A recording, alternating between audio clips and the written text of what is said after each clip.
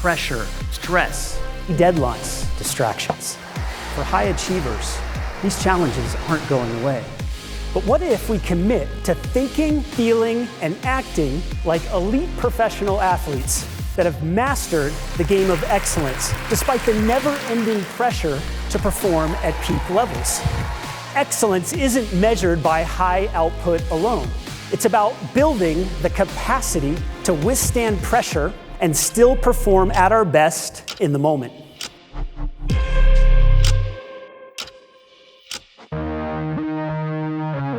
In my first year on the pro tennis tour, I'm playing my second round night match at the US Open against world number 2, Michael Chang, in front of 24,000 people and millions watching on TV.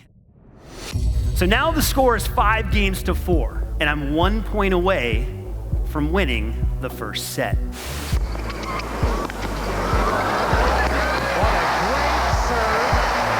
Salzenstein again turns and smiles to his fans. See that smile right there? That's the exact moment that I lose the match.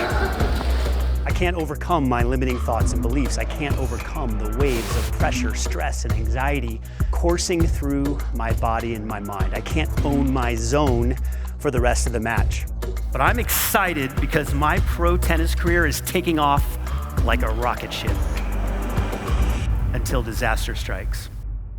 Over the next 2 years, I suffered 2 career-threatening injuries to my ankle and knee. My body is falling apart at the age of 24. I'm feeling embarrassed that I'm living in my parents' basement at the time, and it's killing my dating game. During those 2 years when I was basically on the shelf, I did a lot of soul searching. I make a decision. I become obsessed with all things high performance. I go to my first yoga class and start to rebuild a body that's out of balance. I become aware of those negative thoughts and limiting beliefs. I start processing pent-up emotions like anger, fear, frustration, and worry, hurting my performances against those big-time players like Michael Chang. After playing professional tennis for over a decade, sharing the court with legends like Pete Sampras, Roger Federer, Andy Roddick, and even John McEnroe, finally achieving my goal of breaking the top 100 in the world for the first time at the age of 30, I'm feeling burned out and stressed out. But none of those setbacks and losses match the stress and fear I experienced on December 30th, 2007.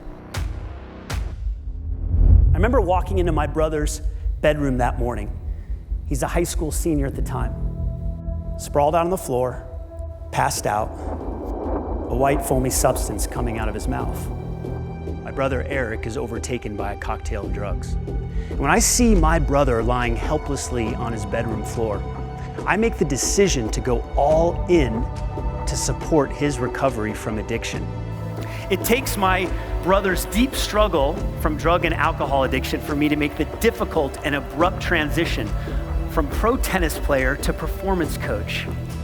And I quickly realized that coaching other high achievers to become more resilient and improve performance and well-being is exactly what I meant to do. Nearly 8 years after I saw my brother lying helplessly on his bedroom floor, we were together again, this time inside Wakula Maximum Security Correctional Facility outside of Tallahassee, Florida.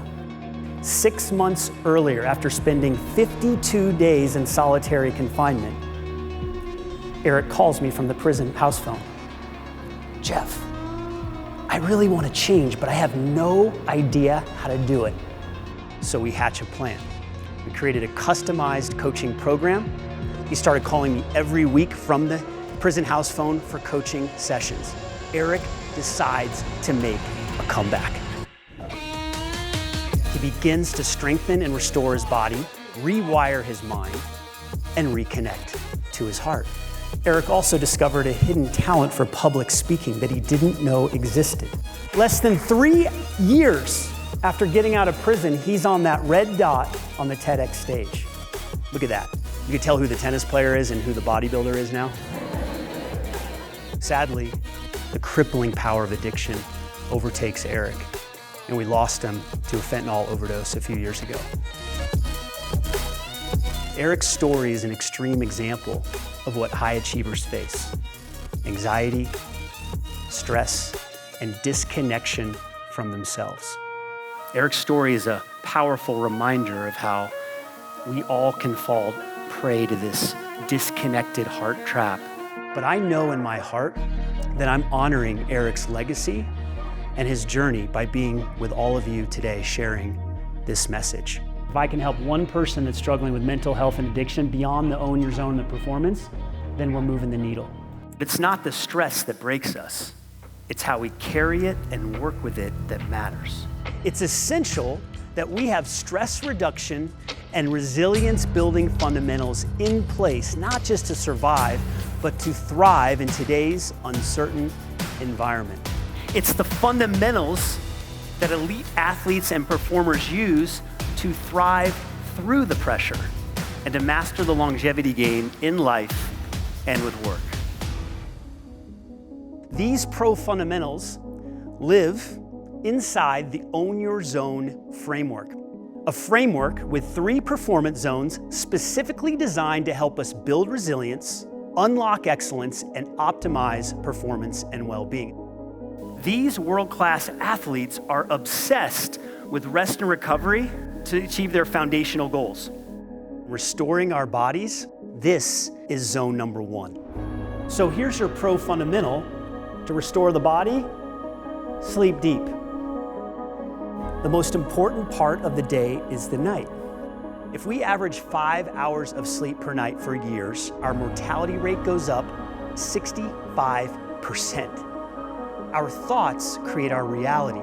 Our thoughts rewire the mind. We're in a second pandemic right now, the mental health crisis.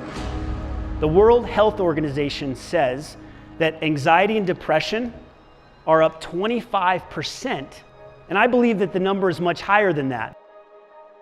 Win with words. It's not about being positive. It's about removing negativity and complaining no matter what. Stop saying stupid stuff. Can I get agreement on that? Skillfully regulating our emotions allows us to reconnect to our heart. We do something called syncing the heart. We make a heart-brain connection to consistently regulate the emotions that drain our energy. This might be the first time you've paid attention to your heart for a while. If you notice your heart beating, you're actually starting to regulate your nervous system. This is how we take care of ourselves and inspire others to do the same. Own Your Zone in Panama. I think he just touched my heart. The best conference, public speaking space. It was amazing. It would make me emotional just like thinking about it again. We're gonna keep going. Yeah, We're gonna make a difference. Thank you. Here's to owning your zone. Let's go. on your zone. Eric's not with us anymore, physically, but I'm still here. We're all still here. We're alive, and we're breathing, and our hearts are beating. Regardless of the outcomes in life and the uncertainty we face going forward, we can commit to waking up each day to being more present, to connecting to ourselves, and show up for others. Owning our zone. I'm Jeff Salzenstein. Thank you so much. Thank you.